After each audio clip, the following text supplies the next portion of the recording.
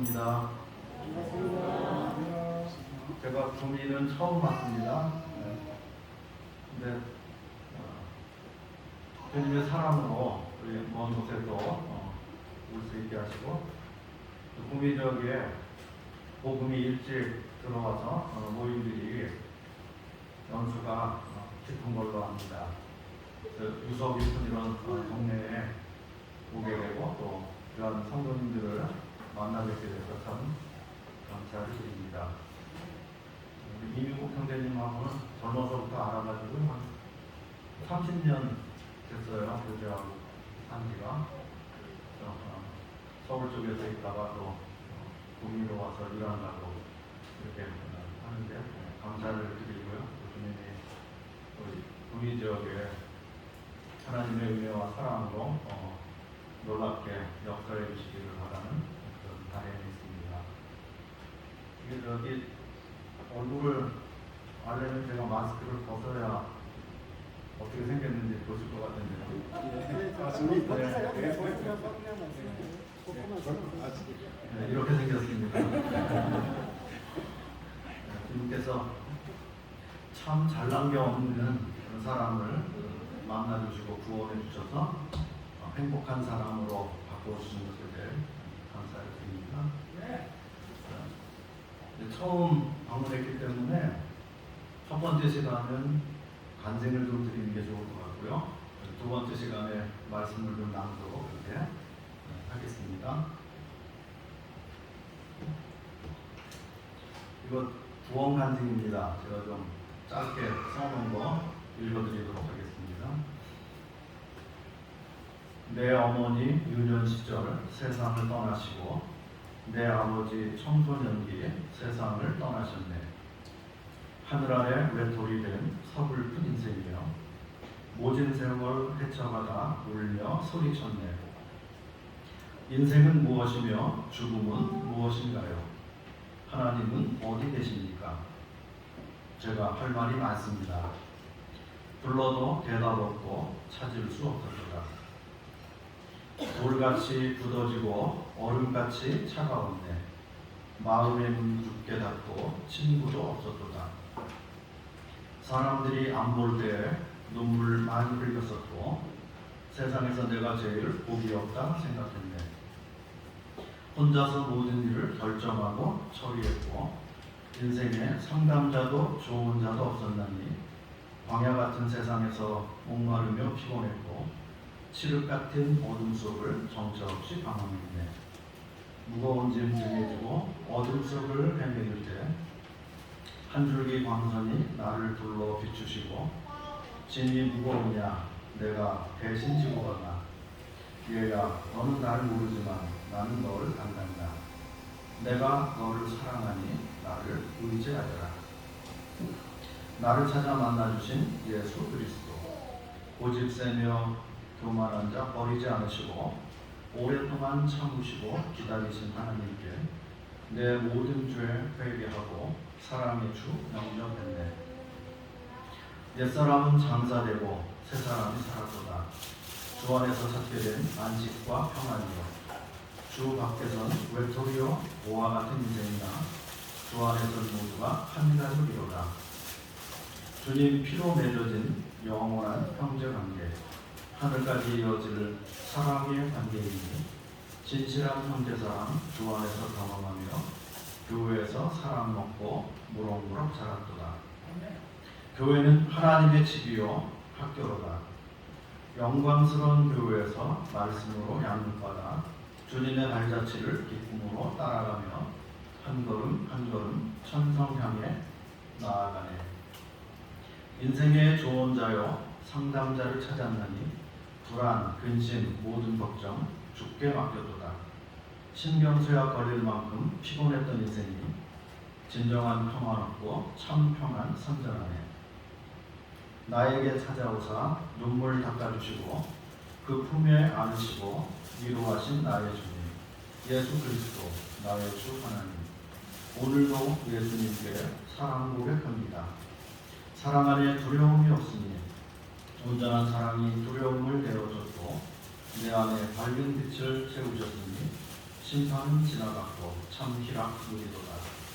주 안에서 거듭난 새로운 피조물, 이전 것은 지나가고 새 것이 되었으며 인생의 해답을 주 안에서 찾았으니 주님을 찬양하고 모든 영광 돌리도다. 뭐 구원관님이라고 할 수 있겠죠. 짧은 날만 주님을 만나기까지 변화되기까지 수십 년의 인생이 그곳에 들어있다고 생각이 됩니다. 말씀 그대로 어머니가 5살 때 돌아가시고 아버지는 청소년 때에 그때 돌아가셨어요. 17살 때 돌아가셨는데 그래서 그때부터 이제 혼자 그렇게 살았습니다. 뭐 외롭기도 하고 그리고 어려운 일들이 있고 그렇죠. 그런데 누구 조언을 구하거나 상담하거나 그런 사람들이 없고 그냥 뭐 혼자서 그렇게 살았습니다. 그렇게 살다가 어느 회사에 들어갔는데 거기에 구원받은 사람이 한 사람 있어서 그때 처음으로 복음을 접하게 됐습니다. 사람 다 죄인이고 아담이 범죄한 것으로 모든 사람이 죄인으로 태어났고 또 죄값으로 다 지옥 가게 생겼는데 복이 없는 거죠, 인생이. 그런데 하나님이 인생을 사랑하셔서 그 아들을 십자가로 보내시고 나의 죄를, 인생의 죄를 예수님께 다 담당하도록 하셔서 그때 죄값을 청산했기 때문에 누구라도 이 사실을 믿으면 구원을 받는다, 죄사함 받는다, 하늘나라 갈 수 있다. 뭐 간단한 내용이죠. 그런데 그걸 듣고 이해할 수가 없지요. 왜 그렇게 하셨는데? 그래서 그 친구가 엉터리로 사는 사람이었으면 아마 교회를 안 따라갔을 거예요. 그런데 제 눈에 그래도 정직하고 거짓말을 안 하고 성실하게 사는 사람으로 보였기 때문에 그래서 교회를 따라갔습니다. 한 2달 열심히 다녔는데 복음을 깨닫지는 못했어요. 내가 왜 죄인지를 진짜 잘 몰랐어요. 그러니까 이 복음이 해당이 또 잘 안 되죠. 그래서 한 2달 다니다가 그냥 제가 피해서 교회를 안 나가기 시작했죠. 그래서 그렇게 한참을 살다가 살아가면서 내가 어쩔 수 없는 죄인이구나. 존귀의 처하나 깨닫지 못하는 자는 멸망하는 짐승 같도다. 말씀에도 나와 있는데 근데 제 모습이 바로 그런 사람이라고 하는 것을 발견을 했습니다. 복음을 미리 드러났기 때문에 내가 오늘 죽으면 어떻게 될까? 큰일 납니다. 구원 못 받았으니 지옥 갈 게 뻔한데 예수님 오늘 저녁에 오신다면 어떻게 될까? 들려 올라가지 못할 게 뻔한데 큰일 났다. 그래서 세상에서 살 때는 왁자지껄하고 다 잊어버리고 뭐 사람들하고 섞여서 사니까 모르다가 혼자가 됐을 때 집에 와서 잠자리에 누웠을 때 내 영혼 어떡하지? 나 구원 아직 못 받았는데 그런 생각이 들어가지고요. 그래서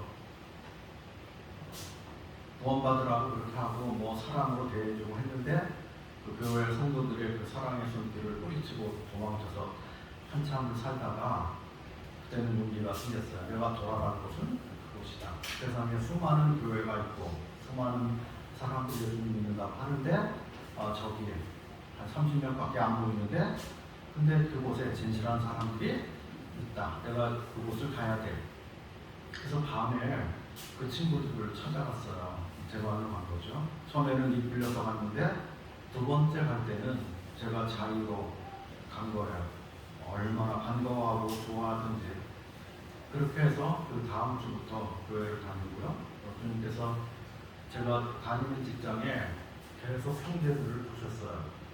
그 형제는 퇴사했지만 다른 사람들이 들어와서 이게 보니까 형제들이 한 5명 있는 거예요. 그 안에 성도가. 그래서 뭐 점심 때 밥 먹고 매일 교제하고 말씀 나누고 그렇게 했습니다. 그리고 주님을 믿고자 갔기 때문에 그때 마음속에 진정한 회개가 있었던 거죠. 그 복음을 누가 전했든지 간에 믿을 마음이 있었기 때문에 그래서 복음을 시인하고 죄 용서받는 것을 깨닫고 나 이제 살았다. 나 이제 새로운 피조물이 됐다. 옛날에 내가 아니다. 연약한 나, 고집센 나, 죄악 가운데 방황했던 나는 이제 죽었다. 십자가에서 주님과 함께 죽었고 나는 주님과 함께 다시 살았다. 주님과 부활하신 주님과 연합했다.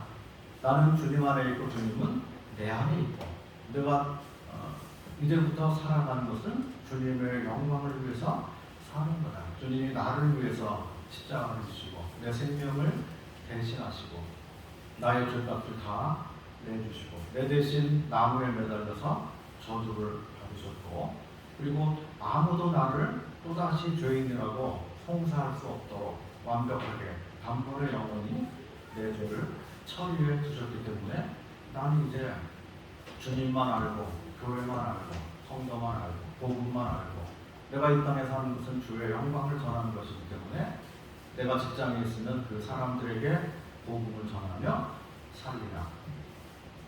구원 받자마자 그런 생각을 했습니다. 그리고 성경을 예전에는 성경 읽으면 졸리고 알 수가 없고 그냥 조금 보려고 그러다가 그냥 못 보고 그렇게 했어요. 그런데 믿고 나서는 성경이 읽어지는 거예요. 깨달아지는 거예요. 이게 나를 위한 말씀이구나. 나를 이렇게 사랑하시는 거구나. 그래서 성경 말씀에 꿀송이 같이 달다 하신 그 말씀대로 이제 성경을 부지런히 읽기 시작했고요. 그리고 마음을 주님께 드리기로 정하고요. 온전하지 못하지만 그러나 내가 최선을 다해서 주님을 사랑하며 섬기기를 원합니다. 그렇게 해서 직장에서 사람이 변했죠. 그걸 갔다 왔는데 금방 변했어요. 나 이제 술 안 먹습니다. 나한테 술 원하지 마십시오. 회식하면 저는 밥 먹는 자리까지만 갔다가 그 다음에 2차 갈 때는 조용히 가겠습니다. 아무도 문제 삼지 말고 시비 걸지 마십시오. 주일날 일을 한다고 하면 저는 못 나옵니다. 알아서 하십시오. 또 주일날 어디 야외를 한다든지 단합대회를 한다든지 그런 저는 안 옵니다. 회비는 낼 테니 걱정하지 마시고 그러나 참석은 안 합니다. 뒤에서 욕하거나 그렇게 하지 마십시오. 아예 다 모아놓고 대놓고 그렇게 이야기를 했습니다. 처음에는 웅성웅성거리고 미쳤다고 하고 너를 기다려가지고 감독이 술을 안 먹으면 손에 장을 지진다고 그러고 막 그래요. 그래서 제가 웃으면서 손에 장 지지라고 안 할 테니까 걱정하지 마시고 그리고 저는 예수님 믿은 다음부터 영원히 끝났습니다. 난 새 사람이 됐어요. 술 안 먹어요. 화도 치러 가자 그러면 안 갑니다. 그렇게 딱 선언을 했습니다. 그리고 그냥 그렇게 살았어요. 그리고 만나는 사람들에게 제가 해줄 게 뭐예요? 예수님의 사랑을 이야기해 줄 것밖에 할 게 없어요. 대화를 나누다가도 할 말은 당신이 이대로 살면 영원한 불못에 가. 그러니까 나처럼 돼야 돼. 회개하고 예수님 믿어야 돼. 그렇게 하고 살았습니다. 그래서 일반 교회 다니는, 교회 다니는 그런 분들은 복음을 못 전하죠. 왜냐하면 삶이 따라주지 않으니까 복음 말한다고 했다고 하는 사람들이 욕먹죠. 그러니까 그들은 말을 못하고 저는 그 수십 명 있는데 저 혼자라도 자유가 있어요. 왜냐하면 거듭났으니까. 그리고 주님이 나와 함께하니까. 내가 가는 이 길이 거룩한 생명의 길이고 영광의 길이고. 그래서 복음을 부끄러워하면 주님도 나를 부끄러워하시겠다고 하셨으니까.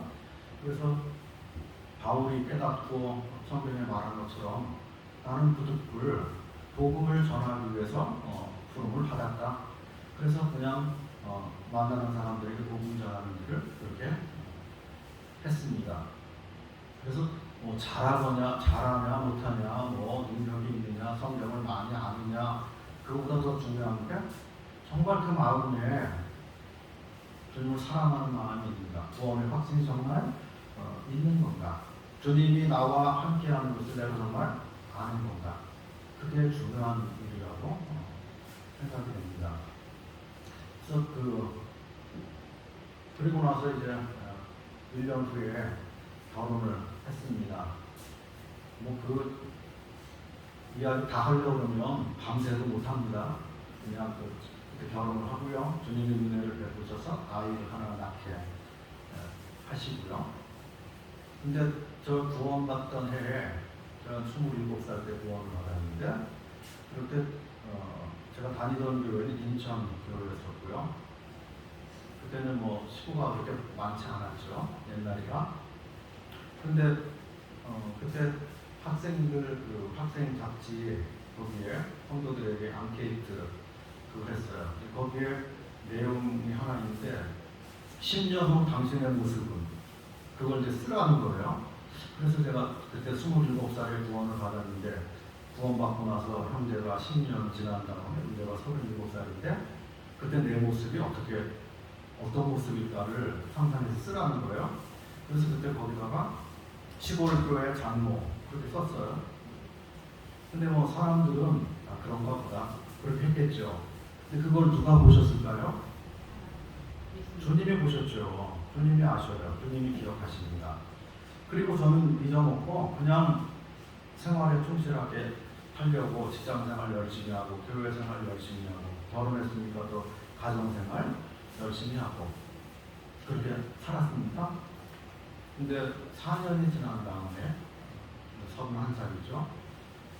그때 저희는 인천에 있었는데 연천에서 구원받은 가정이 한 4시간 걸려야 돼요. 연천에서 인천까지 예배드리러 오려면.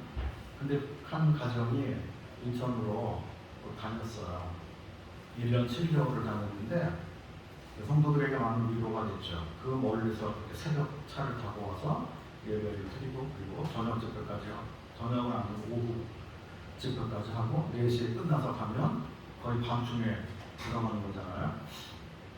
근데 그 집이 이사 오려고 애도 쓰고 그랬는데 이사 오기 어렵죠. 시골에서 정리하고 도시에 온다는 게 쉽지 않으니까. 그래서 교회에서 결정난 게 거기도 교회가 있어야 되니까 연천의 교회를 세우는 게 낫겠다. 그래서 기도하다가 자원하는 가정이 있으면 그곳에 한 2가정 들어가서 같이 모임을 시작하면 좋겠다. 그리고 날짜를 정해놓고 기도를 시작을 했습니다. 그 안에 누가 이제 갈 사람 손들도록 하는 거죠. 궁금하게 써놓든지 뭐 그렇게 해서 저는 좀 젊잖아요. 30살, 31살 그런데 뭐 모임 개최 이런 거 뭐 생각도 안 해보고, 그래서 40대 가정 중에서 보내주십시오 하고 그 다른 가정들을 갈 만한 그런 사람들 보내주십시오 하고 있는데 기도를 했어요. 근데 아무런 응답이 없어요. 그래서 기다리다가 이 형제님이 좀 약간 실망을 했어요. 그래서 그 청소하고 뭐 그럴 때인데 지나가면서 혼자 말로, 형제들이 주님 사랑한다고 하는 말 다 거짓말이야. 전에 오라 그러니까 한 가정도 안 오는데 그러시는 거예요. 그 혼자 하는 독백인데 저만 들었어요. 그 소리를. 그래서 그 소리를 듣고 이게 아닌데, 나도 주님 안 사랑한다. 혼자 주님 사랑하는데. 그래서 이건 아니다 싶어가지고 얼른 쫓아가가지고 반사적으로 쫓아가가지고 형제님을 툭툭 치고 세웠어요. 형제님 좀 더 기다려 보셔요. 주님 사랑하는 형제가 왜 없어요? 사랑하는 형제 있어요. 갑니다. 이제 좀 기다려 보셔요. 근데 또 그게 나타나지 않으니까 교회적으로 좀 근심거리가 됐어요. 장로님들이 모이기만 하면 연천에 누가 가야 되는데 억지로 보낼 수도 없고 자원해야 될 거 아니야. 근데 그런 상황이 됐는데, 그래서 집에 와가지고 제가 주님 너무하십니다. 거기 좀 보내서 교회 세우도록 하는데 잘못하면 그 연천에 있는 그 형제 실족하게 생겼어요. 그러니까 주님 좀 보내주세요. 그렇게 했는데 주님께서 그러시는 거예요. 너는 왜 남을 자꾸 가라고 하느냐? 너는 갈 수 있냐? 그 생각이 드는 거예요. 그래서 저야 갈 수 있죠. 회사 그만두고 거기 이사 가서 거기서 조직이 모임을 차려가지고 떡을 떼고 복음 전하고 살면 되지. 저는 갈 수 있어요. 자격이 있는 거지. 교회에서 보내주냐 안 보내주냐가 문제잖아요. 그러고 나서 자매한테 주님이 자꾸 그런 부담을 주시고 마음 생각이 거기밖에 안 가게 하고 직장 다니기도 싫고 자꾸 그렇게 만들어가지고 그래서 자꾸 마음이 그쪽으로 쏠리는데 내가 거기 간다고 하면 당신이 따라갈게요. 그랬더니 자매가 그래요. 그거 왜 나한테 물어봐요? 주님께 물어봐야지. 내가 그 주님이 가라 그러면 그거 가지 말라 그러면 그런 사람이요? 주님 앞에 가가지고 난 나쁜 자를 만드는 참이에요? 똑바로 기도해가지고 그게 오르면 결정을 하면 넌 딸이 되어 있으니까 알아서 하세요. 그러는 거예요. 그래서 제 마음은 가고 싶어서 기울은 거잖아요. 그쪽으로. 그래서 동의를 자매한테 얻었으니까 그러니까 됐죠. 교회 가가지고 장로님들 찾아갔습니다. 아니 그 장로님들이 또 걱정하고 마침 그 얘기를 하고 계시는 중이었어요. 그리고 가면 좋은데 갈 사람이 없다고 그러고 있는데 제가 들어갔어요. 문을 열고. 그래서 단도직입적으로 이야기를 했죠. 제가 가면 보내주시겠습니까? 그랬더니 그 형제가 그럴 용의가 있네요. 그래서 예. 회사는 정리하면 되고 그만두면 되고 그리고 그곳에 이사 가가지고 인천에서 하던 그 건대로 거기서 저렇게 떡을 떼고 그리고 주과점 시작해서 동네 사람들에게 복음 전하고 그러면 되죠. 저는 이제 가도 되냐고 하는 그거를 이제 자격을 물어보려고 한 거예요. 근데 집에 돌아왔더니 아마 격려 전화가 오는 거예요. 이 형제 잘생겼어. 거기 들어가면 주님이 복을 주실 거야. 그리고 다른 분들에게 어디 소문이 돌았나 봐요. 자격을 물어보러 갔는데 간다 이렇게 된 거예요. 간다고 했다 됐다 이렇게 된 거예요. 그러니까 이거 남아있던 중천분인데 형제가 한번 말한 걸로 그걸 눌러요. 한번 해본 소리라고 그렇게 해요. 그래서 잘됐다 이참에 우여부단한 나를 주님께서 아예 몰아내시는구나. 인천에 못 있고 그냥 가도록 만드시는구나. 그래서 그 다음 날로 와서 그냥 사표 냈죠. 내가 그곳에 있는 사람들 내가 있으면 건면하고 그러는데 떠나고 나면 복음 전해줄 사람도 없을 것 같아요. 그래서 그 전도줄 가서 가가지고 자매하고 낑낑대고 가서 소책자 200번 사고 거기에 전도지 다 끼고 그리고 끼워놓고 인천교회 주소 그거 다 찍어가지고 그래가지고 제가 그 회사에서 아는 사람들 최소한 내가 아는 사람들 핏값은 제하고 가자. 그래서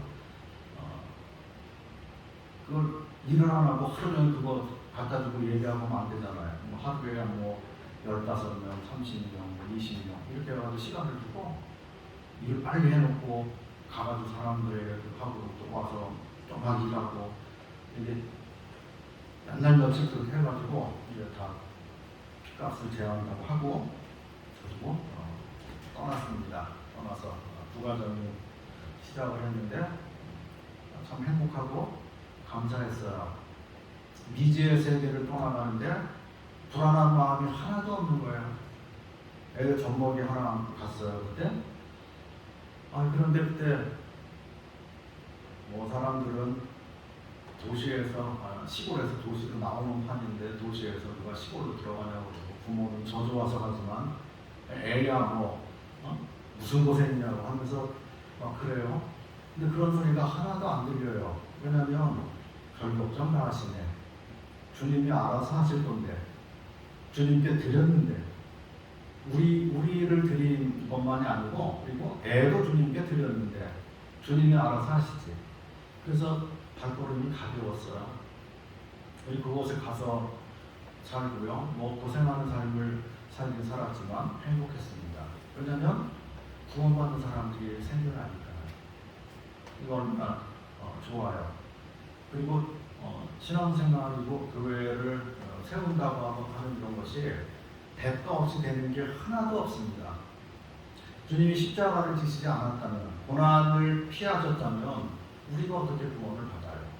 구미지역에 모임이 생기고 복음이 전파되고 성도들이 우리 교회 부흥하게 해주십시오 하는데 그것은 내가 십자가를 지겠습니다 하는 그런 고백인 것이죠. 주님이 보내주시는 사람들 제가 섬기겠습니다. 제가 종이 돼서 그를 섬기겠습니다. 그 얘기인 거예요. 주님을 사랑한다고 하는 건 뭘 뜻해요? 옆에 있는 형제자매를 제가 사랑하겠습니다. 그리고 하나님 받은 은혜를 모르는 사람들에게 제가 나눠주겠습니다. 주님이 값없이 사랑을 저에게 공급해 주셨기 때문에 주님께 받은 그 사랑을 저도 값없이 드리겠습니다. 그러니까 우리가 사는 삶은 주님이 가신 길을 따라가는 것 외에 없는 거죠. 누구라도 그렇게 정하고 따라가면 주님이 복을 베푸시죠. 마음의 평강을 주십니다. 그리고 우리의 능력 밖의 것을 주님이 요구하시지 않아요. 주님이 주신 것들을 가지고 능히 섬길 수 있도록 그렇게 하십니다. 얼마나 놀라운 주님이신지 몰라요. 그래서 부부도 만나면 이게 성격이 반대로 이렇게 주님이 붙여주시고 그러잖아요. 둘이 똑같으면 뭐가 되겠어요? 안 되지. 재미도 없고 살림도 안 되고 뭐 그럴 거예요. 그러니까 반대로 맞춰주셔가지고 그 안에서 무슨 시너지 효과를 나타내도록 그렇게 하십니다. 그래서 성도들도요, 다 똑같은 사람들만 있으면 교회가 안 돼요. 벽돌 쌓아놓는 게 아니잖아요. 교회는 산돌들이 하나씩 쌓이는 거예요. 자연석이에요. 하나님께서 있는 모양 그대로 갖다가 주님께서 성령으로 말미암아 그걸 아름답게 연합해서 쓰시는 것이지 똑같은 사람 만들려고 하시는 게 아닌 거죠.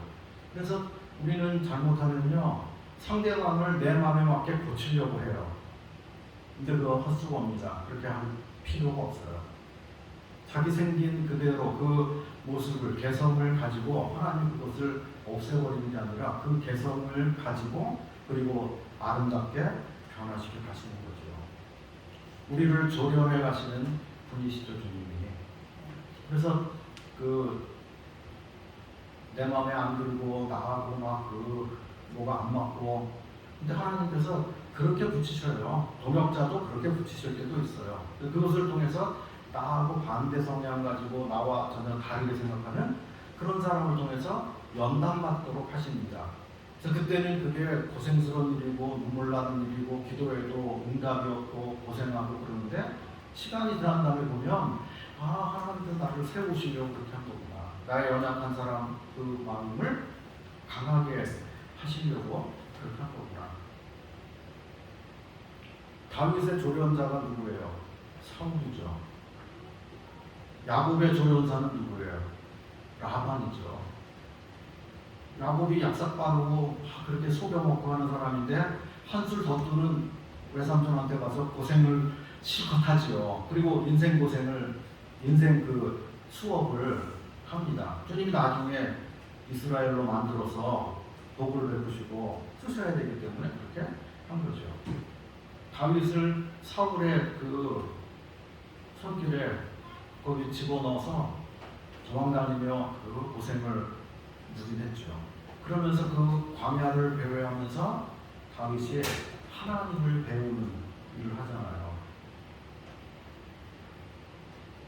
한나의 조련사는 분인나가 그렇게 했죠. 그 마음을 격동시키고 힘들게 하고 어렵게 하고, 그러니까 한나가 하나님께 나가서 자기 마음을 통하고 간절히 구하고 그래서 얻은 게 사무엘이죠. 바람 앞에 등불 같은 그 이스라엘, 쓰러질 것 같은 그 이스라엘을 일으켜 세우는, 영적으로 일으켜 세우는 그 아들, 하나님께 구해서 얻은 아들을 나왔는데, 성경은 그런 사람들을 심지가 굳은 사람이다, 그런 표현을 합니다.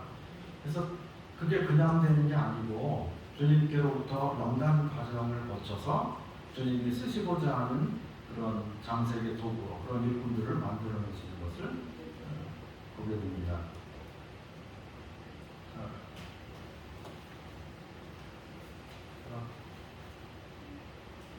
하나 더 읽어드리겠습니다.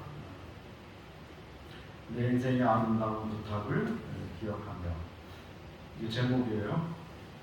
일찍 잠 깬 어느 날 이른 새벽에 옛날 일을 생각하니 마음이 뜨거우며 오랜 시간 지났으나 기억이 새롭도다.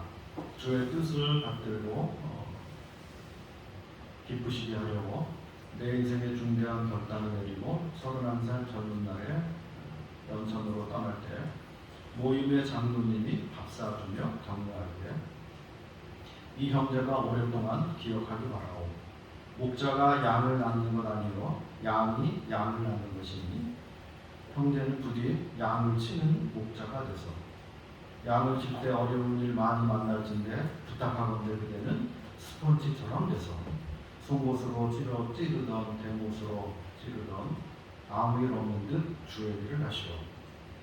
일꾼이 필요하니 깨진 쪽박 떼어쓰서 교회를 세우는데 일꾼들이 필요하니 부족한 듯하여도 세우고 격려하여 주님이 기뻐하는 참 교회 세우시오. 교회는 주님 소유 주가 친히 세우시니 조급한 마음이나 부디 갖지 마시고 주를 따라 인내하며 성실히 사랑이 최고이니 진심으로 사랑하소. 나를 보면 실패하나 주를 보면 성공하니 모든 능력 원천이신 주만 의지하시고요. 내가 그대를 위해 해줄 일이 무엇이니 그대를 잊지 않고 기도하리이다.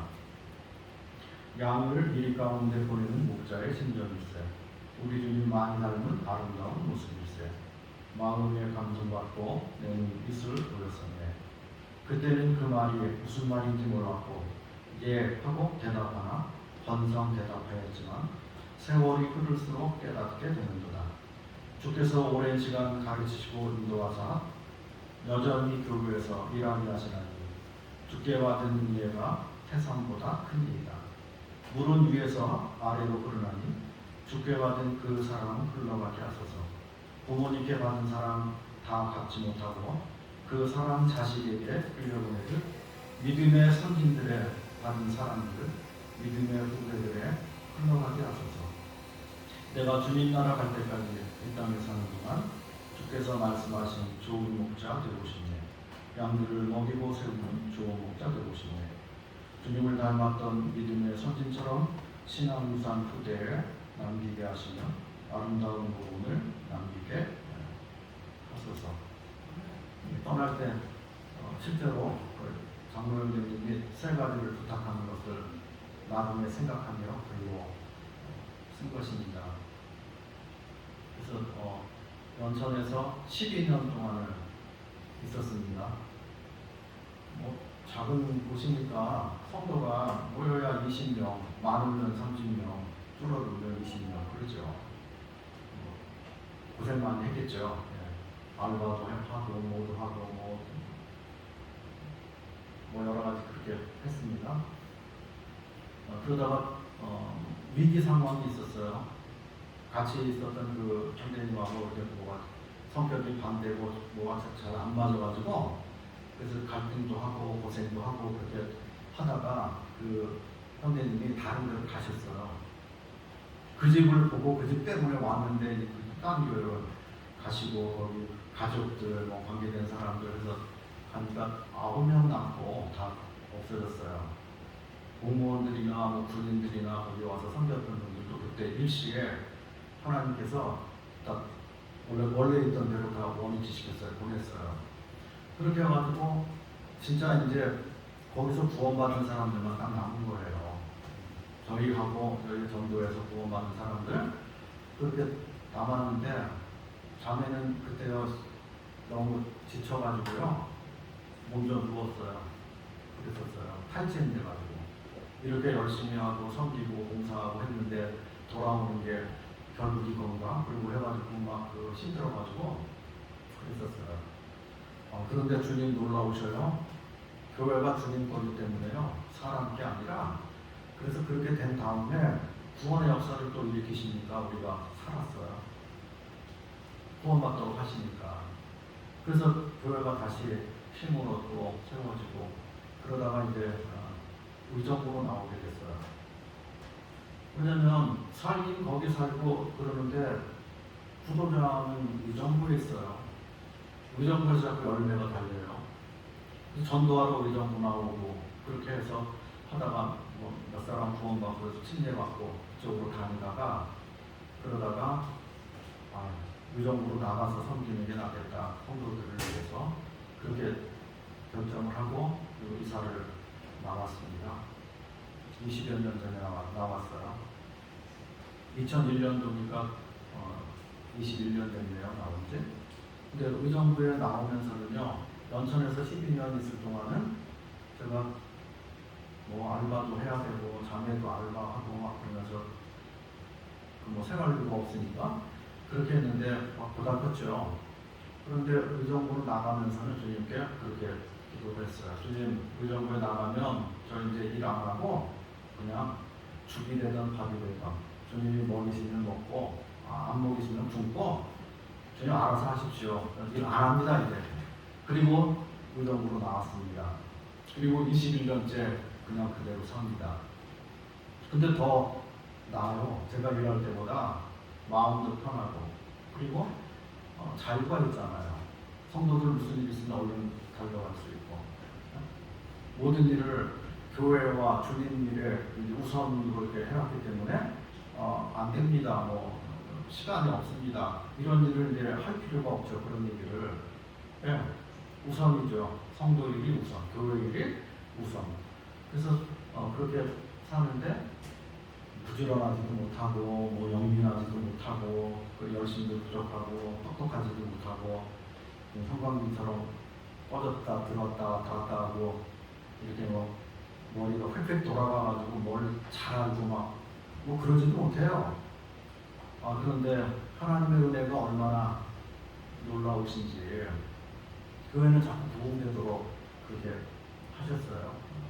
아무래도 의정부가 도시고 사람이 많으니까 아무래도 뭐 더 많겠죠. 전도할 때도 더 많고. 그런데 어쨌든 간에 주님이 그렇게 인도를 해주셔서 참 감사를 드리고요. 저희 그 전범대 아이 데리고 간다고 그랬잖아요. 그 아이가 이제 중학교 2학년 때 그때 의정부로 나왔습니다. 그래가지고 있다가 고등학교 3학년이었는데 그때 뇌종양이 왔어요. 그래가지고 청천벽력 같은 거죠. 젊은 애가 뇌암이죠 말하자면. 그래서 이제 병원에 가가지고 뭐 수술하고 항암 치료하고 그거 뭐 여러 가지 그 과정 치료를 하는데 3년 걸리는 과정이에요. 사람 뭐 죽는 거죠 거의. 그런데 골수 이식 2번 해야 되고 그런데 이제 그런 과정들을 통해 가지고 우리 가정은 힘들고 주님 앞에 이제 기도하고 매일 그래야 되는데 애 때문에 뭐 치료받으러 매는 병원 들락날락하고 그 3년 치료받을 때 교회 일을 거의 잘 못하죠. 자매는 애하고 같이 거의 살다시피 병원에 들어갔다 나왔다를 계속 하고요. 그리고 저는 그런 병원 왔다 갔다 하는 거 빼놓고 이제 집에 있는데 예전처럼 뭐 신방한다거나 전도한다거나 이런 건 잘 못하죠. 겨우 집회만 참석하고 그리고 그렇게 했죠. 그런데 그때 구원은 제일 많이 받았어요. 참 신기한 일이에요. 그 3년 동안. 그러니까 저희가 너무 큰 어려움에 있으니까 성도들이 가지고 있는 그런 어려움들은 다 사소한 거잖아요. 작은 것들이잖아요. 그러니까 불평불만이 쏙 들어갔어요. 아유 의사병 때문에 지금 애가 죽냐 사냐 그건데 뭐 요하는 거 가지고 그거 뭐 문제거리도 아니야. 뭐 이렇게 됐죠 분위기가. 그리고 우리 애를 위해서 기도하고 새벽에도 모여서 기도도 하고 기도하는 시간이 많아졌죠. 그렇게 됐을 때 교회가 하나가 되니까 성령이 역사하신 것 같아요. 그러니까 성도들이 깨어서 구도자를 데리고 오거나 복음을 전하면 되는 거죠. 일꾼 혼자 뭐 이리 뛰고 저리 뛰고 와서 한다고 해도 되는 게 아니고 성도들이 깨어 있으면 누가 옆에서 그 한 사람씩 데리고 오면 도움이 되죠. 나가서 전도해야 되는데 교회 데리고 온 사람을 전도하지 못하면 안 되잖아요. 교회까지 따라온 사람은 그 반은 된 거잖아요. 교회까지 데려오는 게 얼마나 또 힘들어요, 그 과정이. 그래서 그때 제가 제일 힘들어하고 일을 제일 못할 때 주님께서 은혜를 베푸셔서